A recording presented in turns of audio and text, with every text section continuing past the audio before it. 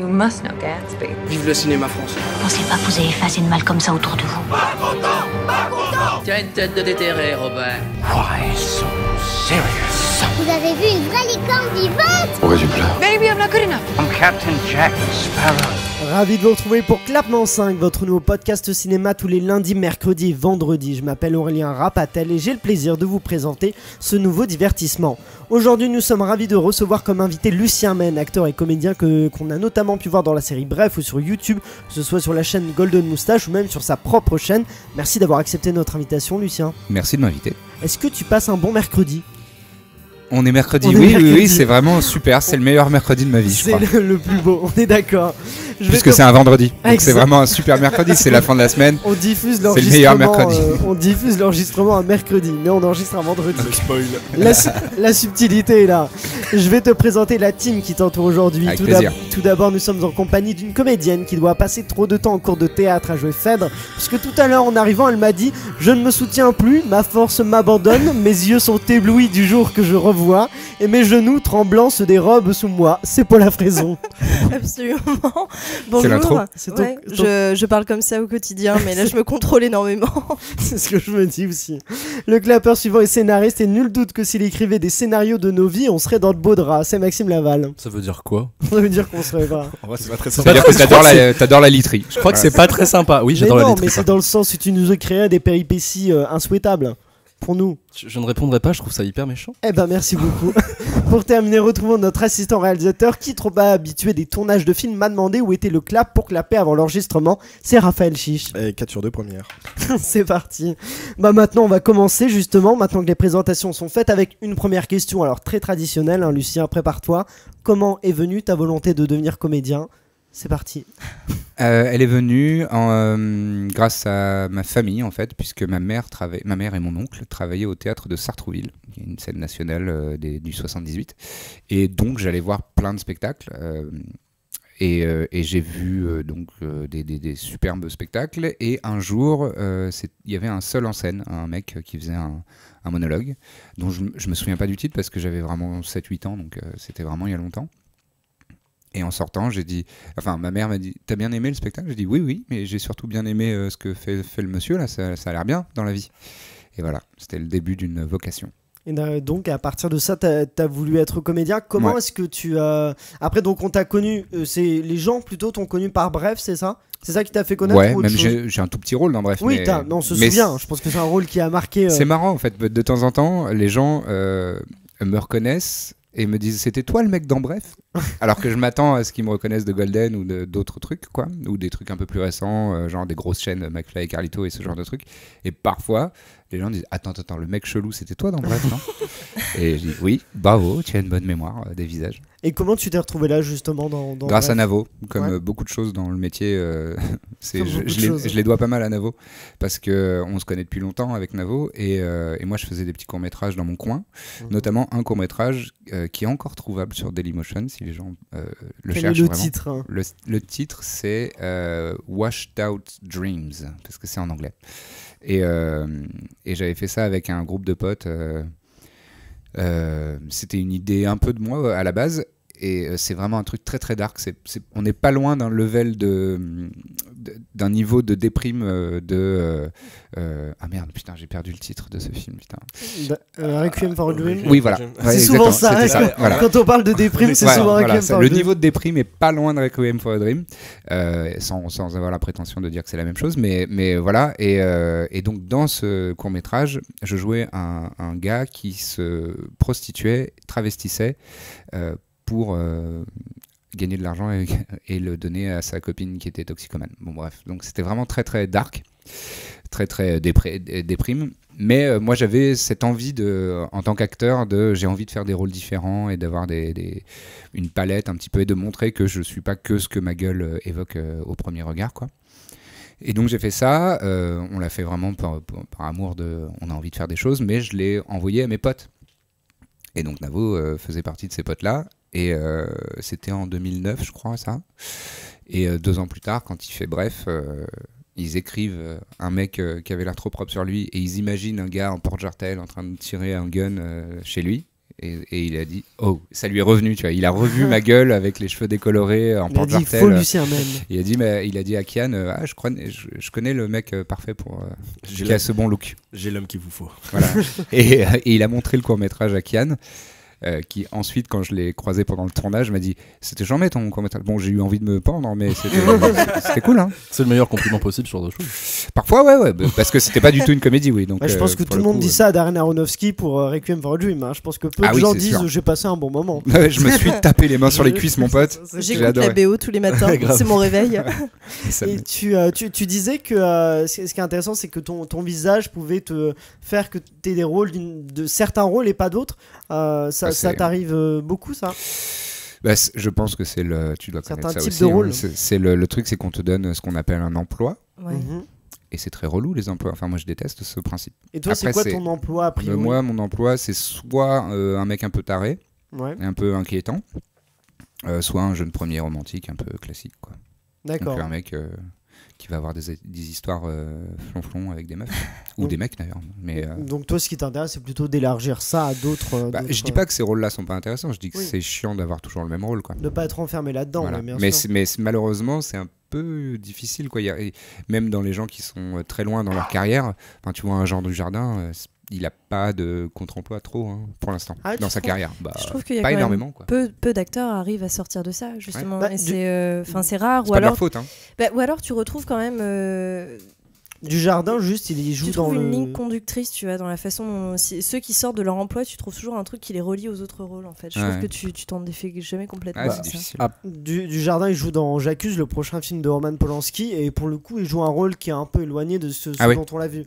Oui, j'ai pu voir le film, et il est et effectivement il est dans un rôle d'un personnage qui est très sérieux, qui est très et il est intéressant. Mais après, je pense que quand on est Jean Dujardin, on peut avoir quand même plusieurs offres de rôle, tandis que quand on a moins de célébrité, c'est plus compliqué. Et même il y a des personnes célèbres effectivement qui sont cantonnées à un type de personnage, ce qui est dommage. Mais bien sûr, et heureusement il y a quelques exceptions, mais même en France, tu vois, Marina Foïs par exemple, elle a été connue par les Robins des Bois et genre en tant que meuf hyper marrante et un peu loufoque et bizarre et un petit poil de sexy mais bizarre et ça a vachement évolué et maintenant elle est dans des trucs hyper drama et elle est charmée parce que c'est une pure actrice, quoi. Mais c'est rare qu'on prenne les gens et qu'on leur change un petit peu les rôles qu'on leur donne, quoi. Et puis il faut la proposition, quoi. Enfin, c'est ça. Ça dépend de ça. Raphaël, tu voulais dire quelque chose? On parlait d'évolution de comédiens. On a notamment Vincent Cassel dans Hors Normes qui sort totalement de ce qu'il a l'habitude de faire. Dont on en parlait lundi. Effectivement, Vincent Cassel est dans un rôle vraiment tout à fait différent où il est très enjoué, tout ça, dans le nouveau film d'Éric Toledano et de Olivier Nakache. J'ai eu un doute. Tu voulais dire quelque chose, Maxime? Mais est-ce que ce problème de relation aux acteurs, c'est un problème français ou c'est un problème de cinéma de manière générale? Cinéma. Aux États-Unis aussi, c'est la même chose. En fait, il faut aller très loin dans ta carrière et à la fois pas si loin que ça, parce que tu vois, un De Niro, qui est un putain de tueur, il a eu des contre-emplois, mais c'était en début de carrière. C'était avec Scorsese qu'il avait des contre-emplois. Et depuis, on a dit non, c'est De Niro, c'est le mec impressionnant qui fait un peu peur et qui est un peu mafieux et qui a une espèce de charme mais flippant. Enfin, tu vois, on lui donne toujours, et des mecs un peu en force et tout ça. Les quelques contre-emplois qu'il a pu faire, c'était dans les années 70 ou 80. Il y a quelques exceptions, mais il a fait Mon beau-père, mes parents et moi. Ouais, c'est ça aussi. Ouais, mais tu vois, là, il fait un mec, ça reste un mafieux. Ça reste un mafieux. Il y a le truc comédique, et il fait la petite grimace de Niro et tout ça, et parce que les gens, et même, tu vois, des mecs genre Bruce Willis, c'est des copier-coller. Tous ses rôles, c'est les mêmes choses, à quelques exceptions près. Mais c'est quand il va dans du cinéma indépendant, quand il va chez Wes Anderson, par exemple, où là, il joue un truc où il joue un peu un Golemont. Enfin, un attardé, un ado attardé qui veut faire du camping, quoi. Et là, c'est différent, mais c'est difficile à atteindre. Après, aux États-Unis, il y a aussi des contre-exemples, genre Heath Ledger. Et après, il y a des mecs. Heath Ledger, c'est vraiment ce qu'il cherchait. Bah si. Il est arrivé au cinéma en étant le jeune premier. Oui, c'était Brokeback. Comédie romantique à don. Et lui, c'était comédie romantique à fond. Après Brokeback Mountain, où tu vois. Il fait un rôle auquel personne ne s'attendait vraiment, un mec un peu buriné, bousillé par la vie et qui se découvre une histoire d'amour homosexuel. C'est charmé, hyper fort quoi. Et après il a le Joker où tout le monde fait ah ouais d'accord, il est capable de faire ça. Mais il a commencé à faire des jeunes premiers romantiques et Chevalier, tu vois. Oui c'est ça. Mais j'ai pas vu moi les débuts, moi j'ai vu que les contre-emplois. C'est le film préféré de mon frère, Chevalier. Je comprends. Il y a Ryan Gosling aussi actuellement qui s'arrange quand même toujours pour faire des à part dans Good Guys, Beyond the Place et La La Land, c'est pas le même personnage. Un peu quand même. Ah ouais, tu trouves? C'est pas si éloigné que ça. C'est le mec qui est un peu mystérieux, qui est sexy, musclé, énigmatique, et on sait pas ce qu'il y a derrière lui, et puis il regarde de biais et il boit du whisky, tu vois. C'est un peu toujours pareil quoi. Maxime. Mais il est charmé, hein, je le trouve super. Mais tu veux dire il y a un film qu'il a fait où il joue un gros geek qui est amoureux d'une poupée en plastique. Ah ouais. Et ouais, alors là contre-emploi, ça remonte, donc tu le vois qu'il a un peu plus de poids qu'avant, mais ça remonte et franchement c'est hilarant. Enfin le film est sympa et tu le vois tellement différent qu'aujourd'hui. Oui. Enfin il a un peu plus en. Oui, il a des joues quoi. Oui c'est ça. Oui, voilà. Et donc, d'accord, je savais pas. Il s'intitule comment ce film? Eh ben, c'est une très bonne question. Pour la recherche. Je peux pas. Tu nous as dit dans le questionnaire que tu aimais beaucoup Marlon Brando et Susan Sarandon. C'est ce que tu aimes aussi chez eux, ce côté versatile. Ouais. Non, après. Il y a quoi comme film qui t'ont marqué avec eux? Susan Sarandon, il y en a beaucoup. Enfin, il y en a beaucoup, mais je citerai deux. Tu vois, le spectre hyper large de Susan Sarandon, c'est que c'est le premier rôle du Rocky Horror Picture Show, qui est complètement absurde et extravagant et fou. Et elle joue une sainte nitouche complètement grenouille de bénitier au début, qui devient complètement pervertie, et à la fin, elle se roule par terre en petite culotte. Et elle est charmée, elle est d'une fraîcheur incroyable. Et à la fois, La Dernière Marche, qui est un de mes films préférés, Dead Man Walking en VO, avec Sean Penn, c'est un film qui parle de la peine de mort, où elle joue une bonne sœur qui est, comment on appelle ça, machin de consultant de conscience, je sais pas quoi, ça se fait beaucoup aux États-Unis. Médium. Non, c'est. J'ai répondu premier. Bien essayé. Non, c'est pas ça. Non. Bref, elle va visiter les. Ah oui, elle va faire l'extrême onction. Non, c'est pas spécifiquement religieux, mais en gros c'est l'équivalent d'une assistante sociale, mais pour alléger un peu la conscience des gens. Non, même pas, c'est même pas relié à la religion. Et donc elle fait la rencontre de ce mec qui est condamné à mort parce que lui et un de ses complices ont violé et tué une paire d'adolescents dans les bois, un crime sordide. Et c'est un vrai gros drame, hein, mais c'est très beau film, et elle me tue, quoi. Elle me tue de sincérité, d'émotion, elle est si belle, enfin elle est fantastique, quoi. Et c'est ce genre de... C'est-à-dire que c'est le genre d'acteur et d'actrice où, pour moi, on oublie que c'est des acteurs, quoi. T'as vu Sean Penn dans ce film est pareil, hein. Il a vraiment la gueule de Sean Penn, mais il est incroyable, tu oublies complètement, t'es dans le personnage, et Brando c'est pareil. Mais après c'est Sean Penn et Brando, tu peux leur faire jouer n'importe quoi, ce sera... Oui, ouais, voilà, c'est ces gens-là. Clairement. Après il y en a plein, j'en ai une liste longue comme le bras, mais... T'as vu la série Feud avec Susan Sarandon ou pas? Non.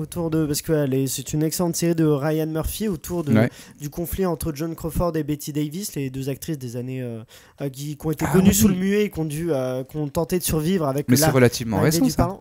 Oui, ça date d'il y a 3 ans, je crois. D'accord. Ouais. Et Bette Davis est incarnée par Susan Sarandon, est absolument excellente, parce que quand on regarde les deux, il y a aucune différence entre quand tu vois Bette Davis jouer dans le vrai film, ça parle d'un tournage de Qu'est-il arrivé à Baby Jane, et quand tu vois donc le vrai tournage, il n'y a aucune différence entre ce que fait Bette Davis et ce que fait Susan Sarandon. Elle est incroyable. Donc c'est particulièrement... Mais il y a cette génération, t'as tout, évidemment, puisqu'on est dans un monde patriarcal, les hommes sont plus reconnus. T'as Pacino, De Niro et compagnie, et Harvey Keitel et tous ces gens-là. Mais il y a aussi... côté féminin, il y a des grands. Jessica Lange aussi, qui joue dans la série Feud et qui fait partie de cette génération-là, mais Meryl Streep, bien sûr. Des actrices qui sont incroyables. Et vraiment, c'est des inspirations de ouf, parce que bon, ça a beau être des femmes et moi je suis un homme, mais tu vois le travail en fait, tu vois l'artisanat pur, c'est admirable, quoi. Et toi, t'as quelle façon de préparer un rôle justement? Est-ce que je sais pas. Moi, je suis très inspiré par l'école un peu américaine, Actors Studio, tout ça. même si je l'ai pas fait, hein, mais alors Actor Studio, on en parle beaucoup, mais ça consiste en quoi rapidement? Ah oui, c'est vrai, parce que Actor Studio c'est devenu quel courant aussi Strasberg, Stanislavski, mais Stella Adler, tu vois en fait moi j'ai étudié avec un mec qui s'appelle Jack Walser, qui fait notamment des ateliers à Paris. Je le conseille à tous les jeunes acteurs et actrices parce qu'il est chambé. En fait, moi, j'avais perdu un petit peu la foi en mon talent et il m'a montré comment travailler. Il y a combien de temps?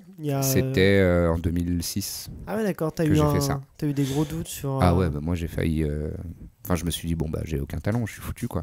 Je sers à rien, tu vois, je suis pas un mec ah oui, notamment, je crois, à cause d'une prof de théâtre, c'est ça qui t'a pas... Ah, t'as fait tes devoirs. Écoute, il faut préparer une interview. T'as fait tes devoirs. Ouais, Cours Simon, Et qui t'a pas encouragé, au contraire, qui t'a un peu... T'étais au cours Simon, toi? Non, moi je suis à Perron-la-Croix, mais je ne voulais pas spécialement aller au cours Simon. Oui, t'as eu raison. Le cours Simon n'est pas... Non, après il y a des gens à qui ça correspond très bien. Moi j'ai des amis qui sont au cours Simon, ils me disent c'est incroyable. Genre. Mais il y a des gens qui adorent et je juge pas. Je recherchais en fait comme travail. Je sais que c'est des méthodes qui conviennent très bien à certains, mais moi je voulais bosser le corps beaucoup et pas le texte. Et je savais que c'était pas Simon que je faisais. Qui était cette prof alors? Qu'on aille la chercher. Qu'on la shame. Ça sert à rien, c'est Chantal Briard, mais ça c'est... Ça sert à te retrouver. C'est la directrice du cours maintenant.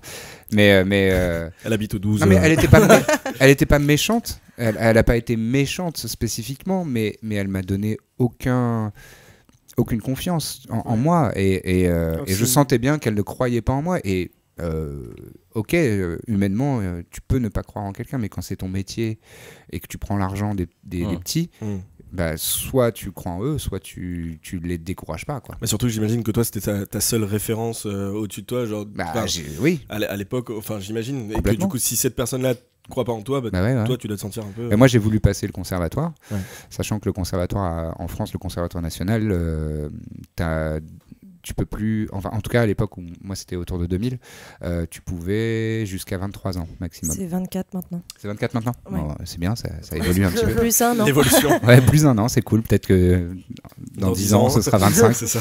Ouais. Et donc moi j'étais dans ma 22e année et donc l'année scolaire en cours, j'allais taper la limite, quoi. Et donc j'ai dit à Chantal, j'ai pris un rendez-vous avec elle dans le bureau, j'ai dit je voudrais présenter le conservatoire et elle a pas voulu, quoi. Ah oui, carrément. Elle m'a dit non, vous êtes pas prêt. Mais oui, mais sauf que c'est ma Ouais, dernière ouais, année. je Je dis prépare-moi, connasse. Enfin, tu vois, c'est ce que je pensais. C'est ça. Ouais, mais aide-moi, quoi. C'est ton métier, en fait, de prendre des gens qui sont pas prêts et de les aider à travailler leurs matériaux et à devenir de meilleurs acteurs. Et en plus, l'audition du conservatoire, l'idée, c'est pas d'être un acteur accompli, c'est d'être un acteur en devenir et qui est prometteur, quoi. Ouais, mais je trouve ça dingue, pardon. Je trouve ça dingue qu'une prof te dise non, tu ne peux pas essayer. Voilà. Genre, ça me paraît. Comment tu t'es ressaisi de ça, justement? En abandonnant un peu. Hein. Ah ouais, Ouais. En fait, j'ai fini l'année au cours Simon, mais en séchant les cours, en étant... Bon, après, c'était le début de... C'était ma première histoire d'amour en parallèle, donc tu vois, je séchais et j'étais un peu pas sérieux, quoi. Mais après, je suis allé faire le conservatoire du 17e, avec une prof qui était très cool, Michel Garret. Mais j'ai passé qu'un an, là. Et après, pendant 1 ou 2 ans, je faisais des petits boulots et j'avais envie, et je rêvais beaucoup, mais je faisais pas grand-chose. Et après, justement, dans les petits boulots, je regardais beaucoup Inside the Actor Studio, qui passait sur le câble. Je me souviens même plus. L'émission avec James Limpton, qui est incroyable. Une émission d'interview d'acteurs et d'actrices et de réalisateurs et réalisatrices. Et j'ai vu que ils disaient tous la même chose, quoi.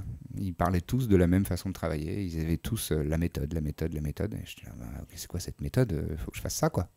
Ça a l'air ça, en fait. Et c'était que des gens que j'admirais, quoi. Que ce soit les acteurs ou les actrices, les réalisateurs, les réalisatrices, c'était toujours des gens, je me disais, putain, mais c'est chambé, leur travail est incroyable. Ils travaillent comme ça, il faut que je travaille comme ça. Donc je me suis renseigné sur l'Actor Studio à New York. Une période, j'ai failli me marier avec une américaine pour pouvoir y aller. Ah oui. Ouais. On avait un deal, elle voulait avoir la nationalité française et moi l'américaine. Bon bref. D'ailleurs, c'était l'assistante de Sting. C'était cette meuf. Ah oui. Ouais. On en parlait tout à l'heure. On parlait en off de à qui on a serré la main et moi j'ai serré la main à Sting grâce à cette meuf. Merci meuf. Voilà. Et en me renseignant, donc en allant sur le net un peu. j'ai vu que si tu étais intéressé en France par le méthode acting et l'acteur studio, il y avait ce gars qui s'appelle Jack Waltzer qui fait des stages de 2 mois, 3 par an en France, donc c'est limite la moitié d'une année, et qui t'apprend vraiment. Et donc j'y suis allé, et on a tout repris à la base, quoi. C'est vraiment... Et il prend tout le monde, peu importe où tu en es dans le métier ou de ta carrière ou quoi, il te dit non mais tu vas commencer par faire un château de cartes en faisant des exercices de répétition, quoi. Ah ouais. Répétition mécanique. Ouais, ok. Mais mine de rien, c'est chambé. Hein. Ouais, c'est très dur. C'est très très dur parce que ça t'apprend à déconstruire tout un tas de choses qu'on a tous dans la vie, en fait, des tics, des refuges qu'on a, et ça t'apprend à te déshabiller et de perdre toutes tes constructions sociales et au fur et à mesure on rebâtit tout, mais en étant conscient et en étant en maîtrise de tous les éléments, quoi. Donc moi je travaille un peu c'est une longue réponse pour une petite question. Ah non, mais c'est très intéressant. Mais moi j'aime, enfin, bon, sur le web en général on a des trucs très courts et on n'a pas des personnages très poussés, on fait pas d'évolution de personnages, etc. Donc c'est pas forcément la peine de faire ça non plus, hein. Tu vois, tu vas pas t'enfermer en prison si tu joues un prisonnier pendant 30 secondes dans un sketch web, tu vois. C'est pas intéressant, enfin c'est pas la peine, quoi. Mais si j'ai le jour où j'ai des rôles plus poussés, plus intéressants, moi c'est comme ça que je veux travailler. D'ailleurs j'aimerais bien avoir un coach ou une coach, mais qui connaissent cette méthode-là et qui m'accompagne tout au long du tournage, parce que j'ai pas la prétention de savoir tout et d'être 100% prêt, quoi. Raphaël, oui. J'ai 2 petites questions. Vas-y, je t'en prie. La première, c'est... alors, je vais juste rebondir, donc c'est ma deuxième. Je vais commencer par la deuxième. C'est toujours très compliqué. Toujours. Je vais rebondir sur ce que tu viens de dire, parce que c'est intéressant. Tu parlais d'avoir éventuellement un coach pour t'accompagner sur un tournage, parce que tu disais, j'ai pas la prétention donc, de tout savoir. Ouais. Mais est-ce que tu penses qu'il faut tout savoir pour interpréter un rôle? On peut pas. Oui, mais donc du coup, pourquoi quelle est pour toi la nécessité de prendre un coach, sachant que quoi qu'il arrive... En fait, tu vois, parce que je me pose la question de me dire, un réal qui choisit un comédien pour un rôle, il est choisi parce qu'il est comme ça. Tu vois ce que je veux dire? Ah, pas toujours. Enfin, non, mais après, tu peux lui faire. Toujours. Non, mais tu peux lui faire travailler un rôle, etc. Ouais, voilà. Non, tout à fait. Mais il y a quand même toujours une part de soi-même. Alors peut-être que je me trompe, mais je pense que tu déguises une partie de toi-même, ou en tout cas tu interprètes ou tu incarnes. J'ai une autre façon de le formuler, mais t'es pas loin de ma façon. Tu vois ce que je veux dire? Moi, en fait, moi je le formulerais. C'est pas moi, hein, c'est Jack Waltzer qui le formule comme ça. Il dit que chaque rôle, il y a au moins une partie de toi. Oui, c'est juste qu'il faut chercher dans ta personnalité, dans qui tu es, dans ce qui résonne en toi, ce qui correspond au personnage, et tu vas prendre, par exemple, ces 3% de ta personnalité, de ton être, de qui tu es, et tu l'éclates pour que ce soit ça, le personnage. Et donc, par exemple, t'es colérique quand tu es maladroit, et ben si tu joues un personnage qui est très dans la colère, et ben il faut que tu utilises ces réactions que tu as là, qui sont authentiques et qui sont organiques et qui sont vraies, et que tu dises ok, comment je suis au moment où je casse un mug par terre chez moi, et je suis comme ça, et ben tu essayes de retrouver cet état là et de le mettre en avant et de le mettre au premier plan de ta personnalité et de qui tu es. Donc c'est vraiment te remettre dans, enfin retrouver une émotion et la vivre. Exactement, à 300%, quoi. C'est ça, il faut que tout soit vrai. Ouais. Ce qu'il dit tout le temps, c'est bon, il est américain, donc il parle en anglais. Il dit "Don't act, react". Je le dis en anglais parce que c'est beaucoup plus efficace. Oui, et c'est un tu réagis parce que tu connais. Ça me parle énormément ce que tu dis. Voilà, il faut pas ne jamais faire semblant, ne jamais rien fabriquer. Bah ne joue pas, quoi, en fait. Exactement. C'est vileux, quoi. Sinon c'est fake, en fait. Ouais. Et ça se voit. Et ça se sent, oui, je trouve que ça sent dans les films quand un acteur joue et n'est pas. Et parfois il y a des acteurs qui jouent très très bien, hein. Oui. Mais tu sais qui joue. Mais tu sais qui joue. Ouais. J'ai un exemple très concret. Et je pense que tout le monde autour de la table aura vu ce film parce qu'il a bien marché. Pas sûr. De battre mon cœur s'est arrêté. Ouais, okay. Oups. De Jacques Audiard. Ouais. De Jacques Audiard. Ah oui. C'est avec tout le monde l'a vu? Ouais. Oui. Ah, tu trouves que Romain Duris? Romain Duris, très bon faker. Il est très très fort. Mais il fake. Et il y a tout le monde l'a vu, c'est bon? Oui. Ah bah vas-y. Les gens qui écoutent, si vous ne l'avez pas vu, bouchez-vous les oreilles pendant 5 secondes. La scène, tu l'as pas vu? Non, mais c'est pas grave. Vas-y. C'est les risques du métier. Non, je suis désolé. Vas-y. La scène où il découvre son père qui est en train de faire un arrêt cardiaque dans la salle de la cuisine. Nils Astrup, qui lui, pour le coup, c'est pas un faker. Putain, la vache, qu'est-ce qu'il envoie. C'est impressionnant. Ah là là. Eh ben, Duris, il le découvre et il fait une crise d'angoisse et il fait ça. Il a la main qui tremble et il est comme ça, genre mon père est en train de crever et tout ça. Et il fait un truc. C'est un très bon choix. Être un bon acteur, c'est aussi faire des choix. Et donc, c'est un très bon choix et je lui donne du crédit pour ça. Chambé, t'as très bien travaillé, t'as bien fait ton truc. Sauf que normalement, tu vois cette scène, si tu as un parent, tu es effondré d'émotion. C'est obligé. Et là, moi, j'ai regardé la scène, j'ai dit, c'est chambé. Mais j'avais pas les larmes aux yeux du tout. J'avais pas la gorge serrée du tout. Mais du coup, est-ce que c'était l'intention de tirer les larmes ou de plus Non, c'est pas l'intention de tirer les larmes, c'est que tu vis quelque chose d'aussi fort émotionnellement que ça te fait trembler les mains. Normalement, à l'intérieur de toi, c'est un ouragan. C'est un ouragan. Et forcément, normalement, un bon acteur ou une bonne actrice qui est dans cet état-là, tu le sens. Moi, chez Jack Walser, il y avait des gens dans la salle qui étaient très talentueux. Moi, j'ai vu une nana, elle était de dos, elle jouait une scène d'une meuf qui parlait de son viol. Elle était de dos, on voyait pas son visage, on voyait pas son regard. La salle entière était en larmes. C'est parce que la meuf, elle ressentait quelque chose de si puissant en elle que tu le ressens. On est des êtres humains, il y a des ondes, il y a de l'énergie, tu ressens ça. Et en plus, quand tu as un bon cinéaste comme Jacques Audiard en face, le plan, il est magnifique. La mise en scène est superbe. Sauf que si tu as un vrai acteur qui ressent vraiment tout ce qui se passe à l'écran, tu le prends dans la gueule. Après, voilà, moi je le mets en parallèle avec une scène du Parrain 3. Vas-y. C'est des films qui sont sortis depuis un petit moment. Oui. En vrai, il y a prescription, maintenant t'avais qu'à le voir. Je n'ai aucune excuse, j'assume. À la fin du film, Pacino découvre sa fille morte sur les marches de l'opéra.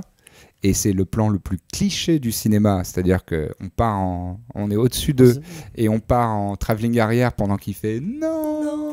Et il n'y a pas de son, on l'entend pas. On ne l'entend pas, il y a de la musique. Et moi, ça me fait chialer à chaque fois. Mais parce que Pacino, il t'envoie une sauce émotionnelle tellement lourd, quoi. Et est-ce que tu retrouves ça dans les acteurs d'aujourd'hui ? Ouais, il y a des gens, bien sûr. Ouais, bien avec sûr. Qui notamment on en parlait, c'est Raphaël. Oui, c'est ça. Bonsoir, enchanté. On en parlait avec Raphaël pendant qu'on montait les 8000 étages de votre immeuble. On enregistre au 34e étage. Sans ascenseur. Et on parlait de justement les gens de la génération française. Et je disais Reda Kateb, Tahar Rahim. François Civil, peut-être. Ouais, très fort. François Civil, je trouve qu'il est très juste pour être. Pierre Ninet. Pierre Ninet, j'allais dire Pierre Ninet, bien sûr. Mais c'est un peu la même. Et dans les meufs, Leila Bekti. Waouh. Je sais pas si vous avez vu le film de Kairon. Nous trois ou rien. Nous trois ou rien. Et il y avait Mauvaise Herbe aussi, je crois. Ouais, mais elle joue pas dedans. Ah bon? Merci. Non, elle était pas dedans. C'est Raflatox. Ça va faire un spin-off, un podcast spin-off Raflintox. Avec, je suis chaud. Mais Leila Bekti dans Nous trois ou rien, moi elle m'a tué. Elle m'a tué. Oui, elle est trop forte. Elle est trop forte. C'est une boule d'émotion pure. Elle est géniale, quoi. Et à qui comme acteur, à qui t'aimerais énormément jouer en France? Ouais, en France. Leila Bekti. Ouais, Leila Bekti, je la trouve sublime. Et puis il y a Paula aussi. Et Paula. Il y a Paula aussi. Je te connais pas encore, ça se trouve. Oui. Mais il y en a plein. Et donc, attends, on va peut-être revenir sur YouTube parce qu'on a beaucoup parlé des acteurs. Sur YouTube, comment t'es arrivé à Golden, justement? Navo. Navo aussi, d'accord. C'est la réponse. Mais c'est marrant. Tu as la réponse. Ouais. En fait, Navo, au début de la saison 2, il a été contacté par Golden Moustache pour faire l'intérim à la direction d'écriture. Parce que Vladimir Rodionov, qui le faisait depuis le départ de Golden, avait un projet qui lui prenait trop de temps à ce moment-là, et donc il ne pouvait pas assurer le poste. Et donc c'est Navo qui a fait l'intérim. Et en arrivant, il a dit je peux vous proposer des gens. J'ai vu dans un court-métrage. Non, on se connaissait bien, donc il savait. Et puis je faisais du stand-up à ce moment-là. Enfin, il voyait que j'avais envie de faire de l'humour, quoi. Et donc il a fait venir Greg Romano et moi à Golden à ce moment-là. Et qu'est-ce que ça t'a apporté, cette expérience? Ça m'a apporté que vous me connaissez. Ouais, par la notoriété. Ouais, bah oui. Et je sais pas, en question de jeu d'acteur ou des brouilles, je sais pas, dans le... Ça apporte beaucoup. Pour un acteur, qu'est-ce que ça... pour un acteur, ça t'apprend à être rapide. Ouais. Ça t'apprend à... On est sur un tournage web et on a une journée pour faire 38 plans. dépêche-toi. Sport. Enfin, sois prêt, quoi. Ouais, sois être prêt. efficace. Et t'as maintenant aussi ta chaîne perso. Ouais. T'as 102 000, plus de 102 000 abonnés. Ouais. Pourquoi tu l'alimentes? Quelle est l'intention derrière de jouer des choses. C'est ça. Et vraiment le cœur de tout ça. Ouais. Après, dans les sketchs qui vont sortir dans le courant de l'année, il y en a un que j'ai coécrit avec Davy Mourier et Yacine Bellous. Je me fais pas chier dans les co-auteurs, je prends des gens, c'est de l'or, quoi. Et un autre qui est écrit par un mec qui est sur Twitter sous le nom de Caribahu, qui est très fort, et je lui ai dit un jour, mais si t'as une idée de sketch, envoie-la moi, j'ai trop envie de faire ça. Et donc voilà, il n'y a pas que... Dans ce qui arrive, il n'y a pas que des choses que j'ai écrites moi tout seul, mais la plupart du temps, oui, c'est moi qui écris. Et ça permet d'être aussi polyvalent, parce que ça te permet, c'est ça, parce que tu réalises aussi, t'écris, tu réalises. Et d'ailleurs, quelle est la vidéo sur ta chaîne, le court-métrage dont tu es le plus fier? C'est la fanfiction de Star Wars ou... Non, la fanfiction de Star Wars, c'est vraiment celle où j'ai appris tout ce que je devais plus faire. Ah ouais, d'accord. T'es pas content du résultat? Non. Ça s'appelle L'idiot et le faucon, c'est ça? Ouais, tout à fait. Je suis très content de la gueule que ça a. Ouais. Parce que je trouve que c'est très réussi là-dessus. Et je suis content parce que j'ai le sentiment de ne pas m'être foutu de la gueule des gens. Et d'avoir fait quelque chose qui est à la hauteur de l'amour que j'ai pour le matériau d'origine. Mais j'ai fait des erreurs de scénar, j'ai fait des erreurs d'organisation, de prod. Moi, je me trouve pas très bien dedans. Alors que c'était mon rêve, tu vois, de jouer dans un truc Star Wars. Mais je me trouve pas très bien parce que j'ai fait beaucoup trop de choses annexes qui ne sont pas de l'artistique. J'ai fait de la prod, j'ai fait des accessoires, bon c'est un peu de l'artistique, mais j'ai fait de la déco jusqu'à 6h du mat la veille du tournage, c'est débile, j'ai fait plein de trucs très cons. Pardon, c'était dû à quoi? C'est dû à j'ai voulu faire trop de choses. Okay. Et j'avais pas beaucoup de budget, et j'ai fait un Ulule. Et d'ailleurs les gens m'envoient encore des messages pour me dire j'ai pas reçu ma contrepartie, et pardon, je vous prie de m'excuser, c'est juste que je suis une merde d'organisation, mais je le ferai un jour, je vous promets. Ça va arriver, rassurez-vous. Voilà, ça va arriver. Mais je profite de cette antenne pour dire pardon, c'est juste j'oublie pas, il y a des moments ça m'empêche de dormir, putain je suis vraiment une merde, mais voilà, c'est beaucoup d'organisation. C'est déjà super d'avoir fait un projet comme ça, parce que si on regarde, vous pouvez aller trouver donc la vidéo sur YouTube, c'est quand même un résultat qui est assez impressionnant pour quand on voit ce à quoi ça ressemble. Oui, non, je suis très content du résultat, et j'ai été accompagné par des gens très très talentueux, donc vraiment je trouve que ça a de la gueule, mais au niveau de l'écriture j'ai fait beaucoup d'erreurs. En fait j'ai écrit un truc pour des gens qui sont aussi hardcore fans que moi de Star Wars, c'est-à-dire qu'ils vont lire des trucs et qui jouent au jeu de rôle, et peut-être pas assez ouvert du coup. En fait, c'est-à-dire que la majorité des gens ils vont dire et donc tu vois, le truc se termine, la dernière phrase. En fait, je finis sur une rève pointue. C'est-à-dire que ma chute, c'est une rève pointue. Et donc, les gens qui ont les rêves pointus, ils disent « Ah, j'adore !» Sauf qu'ils sont 12. Donc mais au moins, tu les touches, ceux-là, tu vois. Ouais, c'est cool. Et même après, le film se plante et les gens disent « Quoi ? Tout ça pour ça ?» d'accord. Oui. Même avec les fans larges, ça marche pas du tout. Même avec les fans larges, enfin moi je m'y connais un peu en Star Wars. Les gens disent ok, c'est cool et c'est joli et on est dans l'ambiance, mais t'as voulu dire quoi? Tu vois, les gens disent à quoi bon en fait? Et je les comprends. Je reproche à personne de ne pas avoir aimé, quoi. Pour toi, cette expérience, ça t'a apporté aussi ça, effectivement, de faire les fautes qui permettent la prochaine fois de les éviter. De toute façon, il n'y a rien de 100% négatif, jamais. Hein. Et t'as aussi joué dans Arel 3, dont on parlait la dernière fois avec Lou, qu'on a reçu, Lou Howard. Comment ça s'est passé, cette expérience-là? Et là, pour le coup, j'ai vraiment pu faire un vrai travail d'acteur. Ah ouais, c'est de préparation. Ouais. Parce que quand bien même c'est une histoire où... c'est la web-série d'Y penser, donc de Bruce Benamran, c'est ça? Benamran, ouais. Benamran, voilà. Il le prononce comme ça, lui. Ah d'accord, bon c'est mieux comme ça. Ouais, c'était une super expérience. Et les personnages ne sont pas ultra construits parce qu'on ne sait pas vraiment qui ils sont, ni les uns ni les autres. Oui. Et donc on n'a que ce qu'il y a dans le texte pour construire quelque chose. Mais en tout cas le mien, le personnage de Franck, a une belle évolution.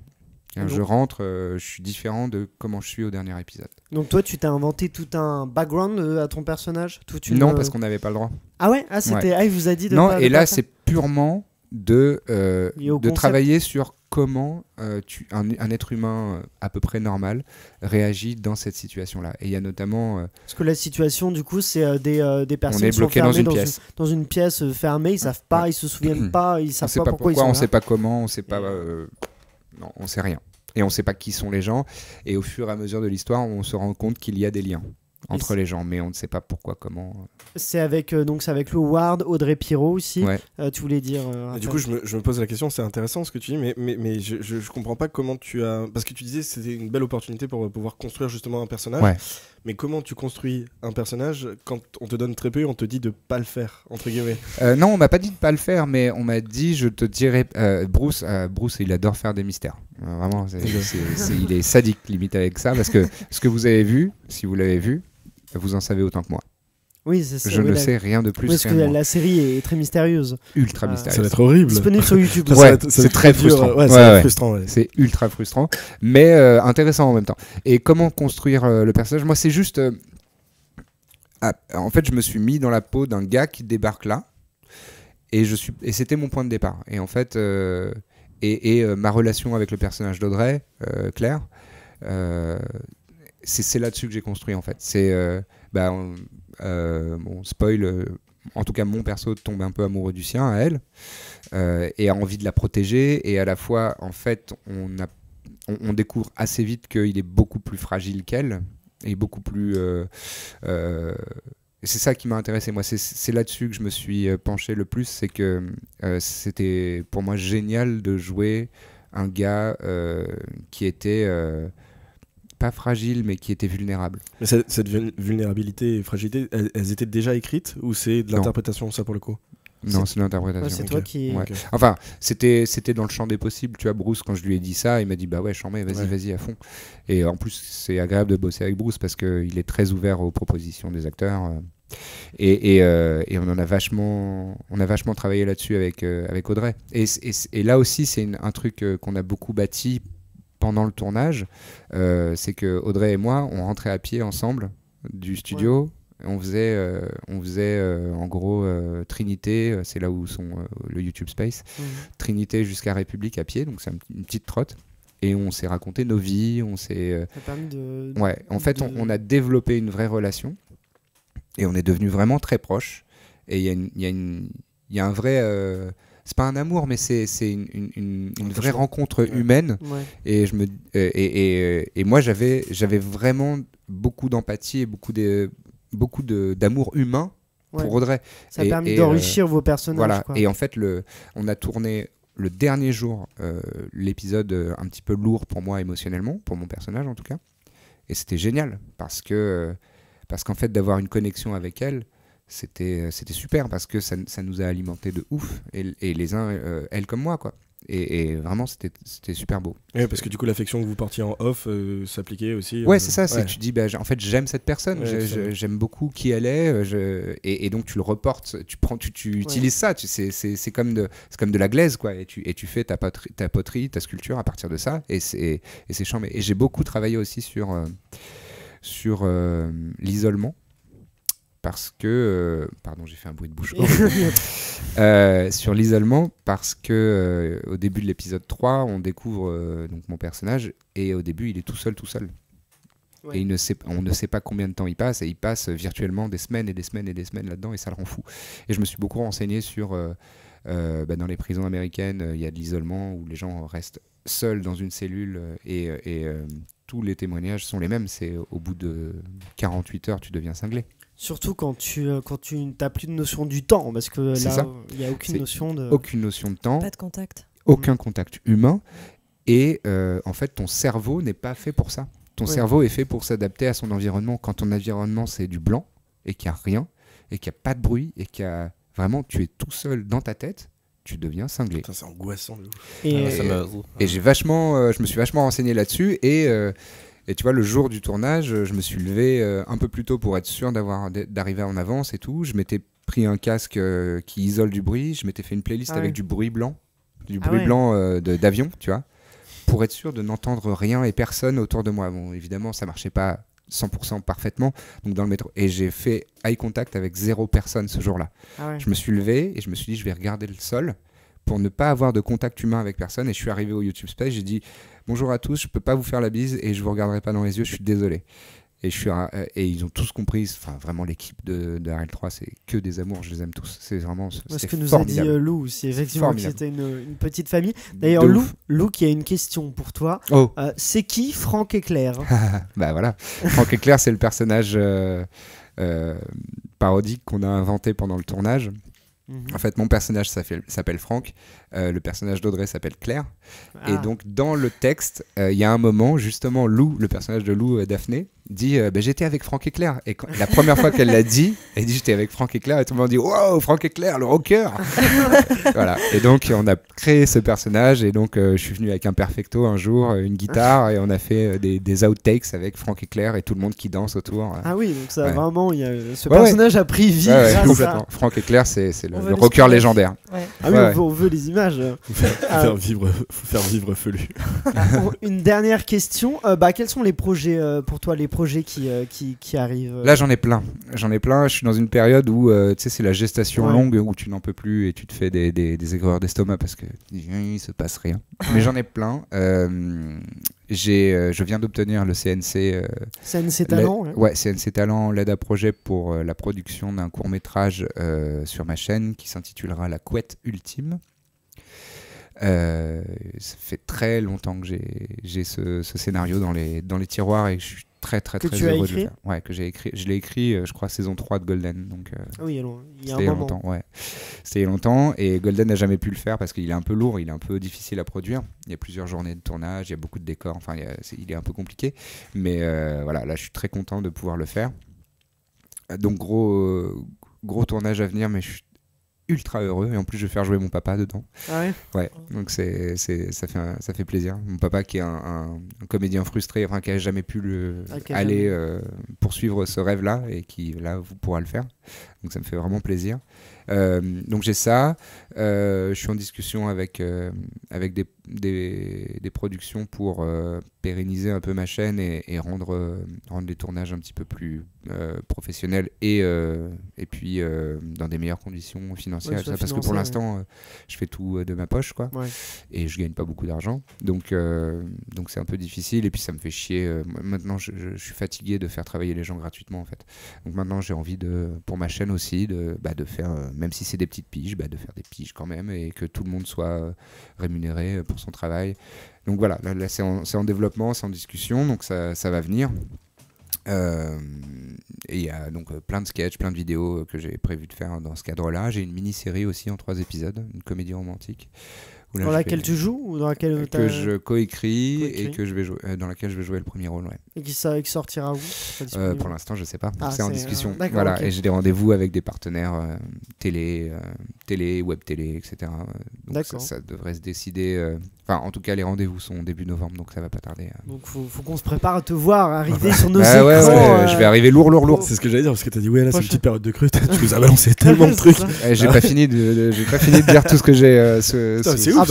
C'est trop cool. Et j'ai un dernier projet où là c'est pas de la fiction. Enfin si c'est de la fiction, mais c'est dans un mode un petit peu particulier. Je vais faire une émission d'actual play. C'est du jeu de rôle. Ouais. Donc Donjons et Dragons, ce sera Donjons et Dragons. Et en fait on va jouer en live stream une fois par mois. Sur Twitch et avec une chaîne à côté où on va faire aussi une émission de jeux de plateau, une émission où on jouera à Magic. Enfin, c'est vraiment un truc de nerd à fond. Et moi, je serai le maître du jeu de Donjons et Dragons et avec 4 joueurs et joueuses, enfin 2 joueuses, 2 joueurs en régulier et un 5e joueur ou joueuse pour les invités. Qui est en guest. Et voilà, c'est un gros projet. On travaille dessus avec mon producteur depuis mars-avril. J'en peux plus, j'ai des douleurs lombaires tellement j'angoisse de ça va pas arriver, mais là on est sur le point de signer et je suis très content. Normalement, ça devrait débouler lourd dans les bacs le 15 décembre. Ah oui, d'accord. On a même une potentielle. Normalement. Peut-être un. T'as une exclue là. Un exclu, effectivement. Ouais, c'est la première fois que je le dis publiquement. Ah bon, exclu Clapement 5, le 15 décembre, c'est ça? Normalement, oui. 15 décembre, normalement, on pourra tout le monde croise les doigts, s'il vous plaît, pour nous. Envoyez-nous l'énergie de l'univers. On verra tout à fait. Les bonnes ondes. On va maintenant se quitter pour se retrouver vendredi avec un blind test, toujours en compagnie de notre invité Lucien Men. D'ailleurs, on reviendra aussi sur ton univers ciné, sur ton regard sur le cinéma au cours du débat ou au cours du blind test, au cours de plusieurs autres épisodes. Merci beaucoup à vous tous, chroniqueurs. Merci à toi, Lucien. Merci à Ciné7, à nos partenaires OCD Univers Ciné. N'oubliez pas de liker le podcast et de le partager au maximum. Suivez-nous aussi sur Instagram, Facebook et Twitter avec le nom @clap5 pour être au courant de la sortie des podcasts et participer au concours que l'on vous propose chaque semaine. Je vous dis à vendredi. D'ici là, allez au cinéma.